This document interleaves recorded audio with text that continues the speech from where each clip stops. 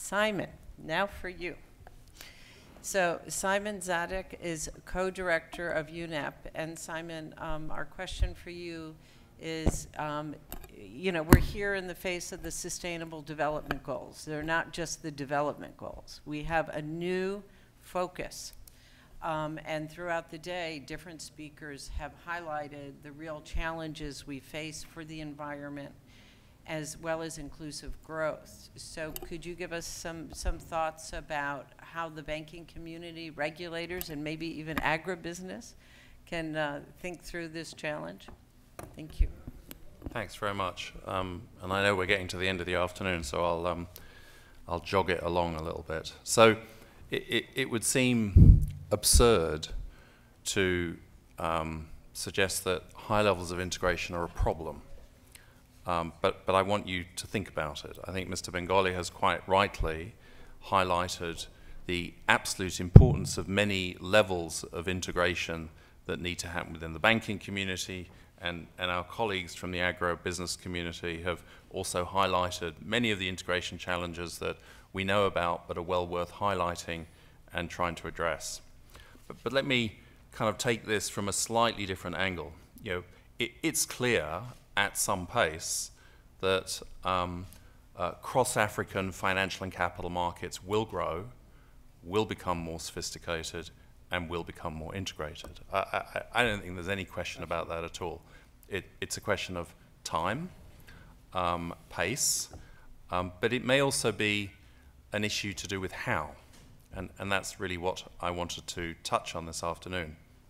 For example, it may seem strange to point to London and New York as problem examples, but we have highly sophisticated banking communities and indeed capital markets, and in both countries, extraordinary infrastructure problems. And we have financial and capital markets in the US and in the UK actually consistently failing to invest in their domestic or host economies.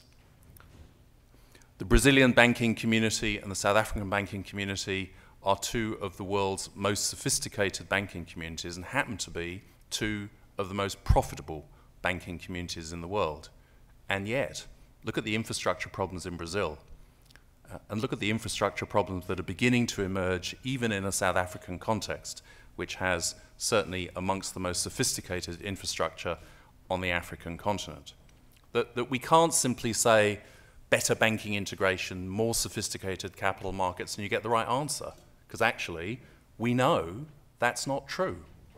And so the question becomes not just we should integrate, but what is it that we need to integrate? How do we need to develop financial and capital markets to ensure that they don't only get over some of the very barriers that Mr. Bengali has highlighted, but that they don't end up like London and New York, which actually simply has another set of problems that detaches the financial community from the real economy and development processes.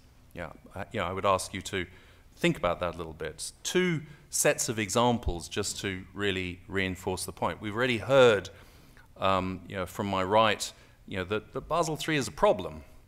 And for those of us in the banking community or working in the banking community, one can describe that in many different ways, but the kind of dead simple version is it disincentivizes less liquid long-term investment. It forces mark-to-market accounting that creates volatility on the balance sheet. And actually it was designed to solve a bunch of problems in the OECD, and it doesn't do anything to solve any problems in developing countries. In fact, quite the reverse. It creates problems that developing countries didn't have at that point.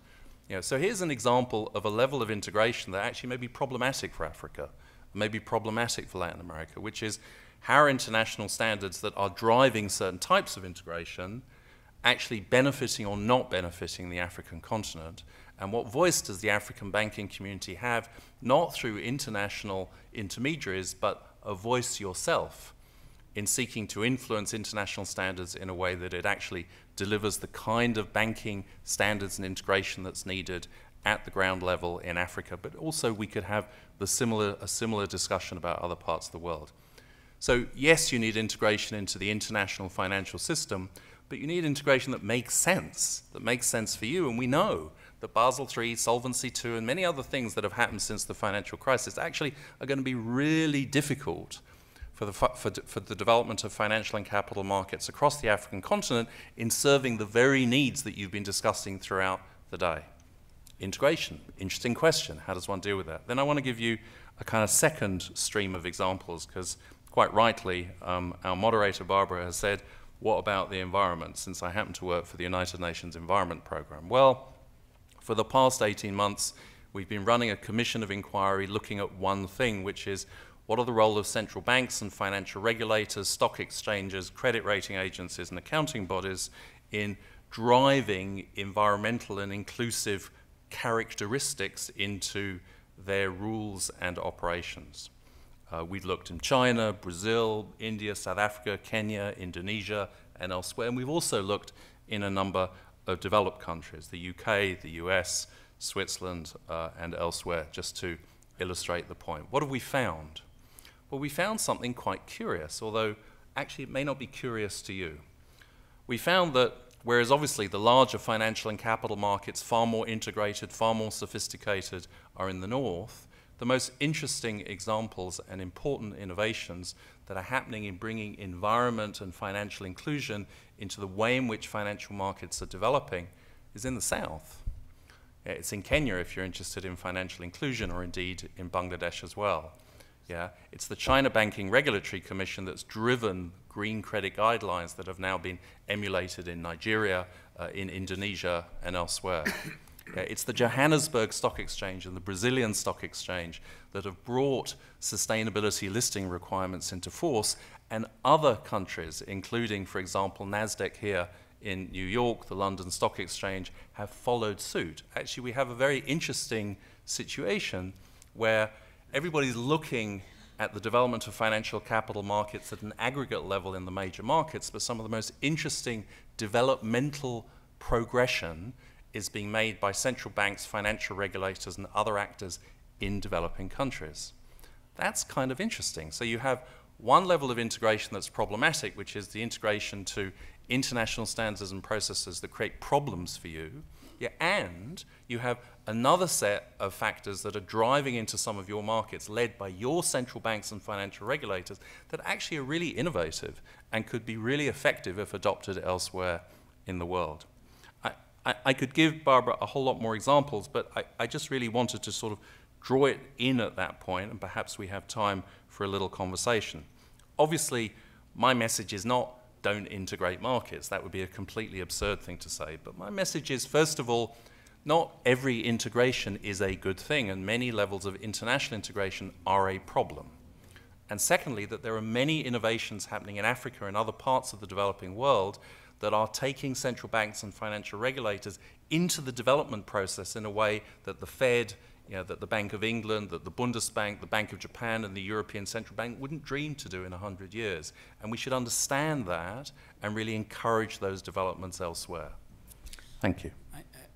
I'd just like to say that I agree with my colleague 100% on those aspects, because another example of a model that we should be looking at is Grameen Bank in Bangladesh, which has gone down levels, at each individual level, serving the women, serving the populace, which is completely unbanked, So there are very good models like those around the world that, we should be trying to integrate as well, Yeah, Simon, I think what you're saying is metaphysical even, because if you look at it, it's not only in the financial world, but it's also in technology. It's, we've turned upside down and inside out. And so I think there's a systemic need to think through, how do we identify sources of innovation in different locations and be able to disseminate them to create more of a marketplace. And in fact, at Addis, the side event we put together with Gates and the Swedish government and the Mexican government had innovation labs in developing countries for that reason. And with regard to financial engineering, how can we think of new financial instruments where local pension funds can provide contingency backup facilities that in effect, de facto, increase the tenors. And if you're interested in that stuff, we're working on it. But Simon, I think we should find out, can we have your study? Can we disseminate that? I mean, this is terrific stuff. So just one more example, and I'm sure there are people in the room that know this example better than I do. We know that Kenya has the highest penetration of cell-based payment services in the world today, and we know that that was enabled, without being disrespectful towards the Kenyan banking community, despite what they wanted to begin with, because they were fearful of disruption to their own business models and profit margins. But as time has gone on, the Kenyan banking community has got on board and has kind of seen the opportunity. Whereas in South Africa, for example, far more resistance by the banking community, the ability to mobilize the regulator to prevent non-banking entities from using cell-based platforms, and actually a much lower level of escalation of financial inclusion using mobile-based systems. Now, what's interesting is that in the Kenya case, it all started off as simple payment models, but it's evolving, from M-Pesa to M-Kopa, for those of you from Kenya or who know the case in point. So today, Kenya has the highest opportunity to build distributed renewable energy systems, in part because owners of renewable energy technology don't need credit records of poor people, because they can run a pay-as-you-earn system through a mobile payment system. And that is in part because of technology, but actually the real story is not technology. Everybody's got the technology, and everybody can do payment systems. The real story is about the willingness of Kenya, partly eventually the banking community, certainly the Central Bank of Kenya and several other players, to allow a level of disruption, to allow a technology to enter the banking community, to challenge the banking community in many ways, to kind of wake up and shake up and start doing stuff differently. And then actually that has evolved into an interconnectivity with another source of technological innovation, which is renewable energy, or in this case, distributed renewable energy. These are the areas that we should be really excited by.